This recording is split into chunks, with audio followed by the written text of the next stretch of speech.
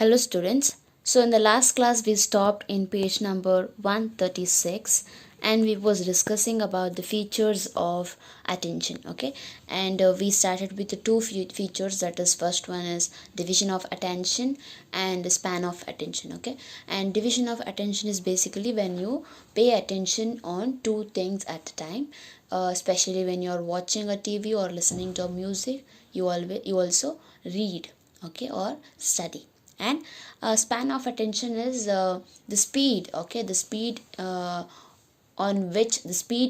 in which you can grasp things, okay. For example, if there are pebbles or stones on the table, in how much time or in how much speed you will be able to grasp the correct number of pebbles or stones on the table, okay. So the next thing we will focus is distraction of attention, okay. So distraction of attention occurs when external stimulus disturbs a person and tend to distract him from the task he is doing, okay. So distraction, okay, I think you all know what is distraction. When someone distracts you, okay, when you're doing some work, when you're writing or when you're reading, if there is a loud voice from outside, that is called distraction, okay. So example, loud noises of people entering the room unannounced, okay. So when you're reading or when you're watching something, if your friends all of a sudden turned up into your room with lot of noise, okay, so that is distraction. And when you're focusing, when you have exams and when you're reading, and in the neighborhood if there is a party hall or if there is a DJ or orchestra, so that noise, that music distracts you, okay. So that is distraction of attention. Okay, so this is the image given for distraction of attention. So this particular image is where there is a teacher and she is teaching in the class, and but this student is distracted from the noise or from the view that there is something outside, okay.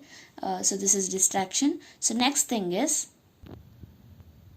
okay, so the next feature is fluctuation of attention, okay, refers to shifting of attention from one aspect to another aspect of the same stimulus, okay. Example, the attention fluctuates between was and two faces, okay. So here what is fluctuation? So when you observe a picture, okay, first it might seem like one perspective and then later it might seem like another perspective, okay. So as and when you pay attention, your perspective, your perception or perception changes, okay. So I will show you the picture.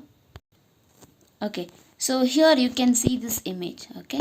Here this image is demonstrated in the laboratory to by a simple experiment. A double perspective book figure is used here. This book figures appears half open and half closed alternatively. Yes, right. So when you see this image, it is a book, okay. For some people it might look like half opened, okay. For some people it might look like half closed, okay. So the shifting from one aspect of the book to other aspect is called fluctuation, okay. So in fluctuation, this will be another picture or image which describes, okay. So there is this image, okay, you can see this image, and this is another example for fluctuation of attention, okay. So yes, another common example is the usage of ambiguous figures concerning figure and the ground. Pointing to the figure, it is a white vase on a black background, okay. So first when we see this, we feel that it is a vase, okay, white vase on a black background, okay. Or it might be two dark shadows profiles on a white background, okay. So first one, we thought it is a vase on a black background. Now we think these are two shadows, okay. These two are two shadows and which is on a white background, okay. So this is fluctuation of attention. Okay, you can have as many as perspectives. Okay, so after attention, so the next topic which we will be dealing with is perception. Okay, perception is where interpreting the sensory information. Okay, it is the way how you perceive things, look at things. Okay, for some people, for example, I will show you a little thing. Okay, so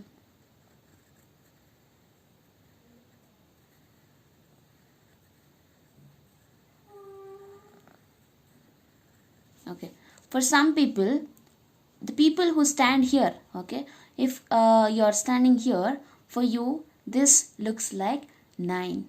Okay, but if you stand here, it looks like 6. Okay, so that is perception, how you perceive things. Okay, so yes, our senses are exposed to a variety of stimulus in the environment. They provide the sensory information to us. Yes, our sense organs are the gateway of our memory or perception. Okay, so it transforms our sense messages. Okay, so the process by which these sensory information are sorted out, interpreted, analyzed and integrated is called perception. So when you see see any, or when the sense organ sends any sensory information, first you sort out. Okay, then you interpret, analyze and integrate. Okay, so as soon as you see an image or as soon as you get an information, you start to sort out, to then interpret, to then analyze. Okay, and then integrate. Okay, then you will tell that this is 9 or 6, this is snake or a rope. Okay, so that this is all things. Okay, which the way you perceive, the way you look at things is what is called as perception. Okay, so definition: perception is the organizing process by which we interpret our sensory input. So perception is how we interpret or think about our sensory input. Okay, so then we come across the determinants of perception. So this is not so important, but we will just focus on it. Our interpretation of sensory stimulus depends on clues, assumptions and principles of inference leading to perception. Okay, so expectation and awareness. Our perception is based on expectations, which in turn are based on perceptual set and scheme. Okay, so yes, as soon as we look at an image or an object, so it comes out of our experience. Okay, our expectations, experience. Okay, so as soon as you see a dog, you have to perceive it as a dog. Okay, and you cannot tell it as cat. Okay, but there are some people who will mistake or misunderstand things. Okay, so perceptual set is a frame of mind that predisposes a person to perceive things in a certain way. It establishes expectations that guide out perceptions. Okay, so it is basically you will perceive things in your own way. Okay, and based on how it looks. Okay, so the next determinant is motives and needs. Individuals' differences in motives and needs affect perception. So basically your needs, your wants, okay, it also affects perception. Okay, so your motives, needs, drives also affect your perception. Okay, for example, the feeble cry of the baby can wake up a sleeping mother. Okay, if the baby cries, as soon as the baby cries, the mother wakes up. Okay, and if there is a ringing of telephone, it can wake up a sleeping doctor.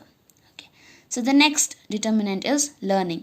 Perceptual learning is an increase in the ability to extract information from the environment as a result of experience or practice with the stimulation coming from it. Okay, so perceptual learning is basically, it will increase your ability, Okay, it will increase your perception, increases your ability to collect information, to think about it, to analyze, to interpret. Okay, and whatever you get, the information whatever you get from the environment, you start stimulating. Okay, you start thinking about it. Okay, for example, an architect can design a building, right? An architect only can design a building, and civil contractor can only supervise building. Okay, so civil engineer can give direction to construct the building, and architect, he focuses on the design of the building. Okay. Okay, so attention, the perceptual process that selects certain inputs for inclusion in our conscious experience or awareness at any given time are called attention. Okay, attention divides our field of experience into focus and margin. Okay, so you all know how much attention is important, and yes, perceptual process that selects certain input for inclusion in our conscious experience or awareness at any given time is called attention. Okay, so the way you perceive things, the way you perceive when you look at things, and if it is important, you pay attention. Okay, so that's it, you don't have to worry about all these things. Okay, so we shall stop here and we shall continue in the next class.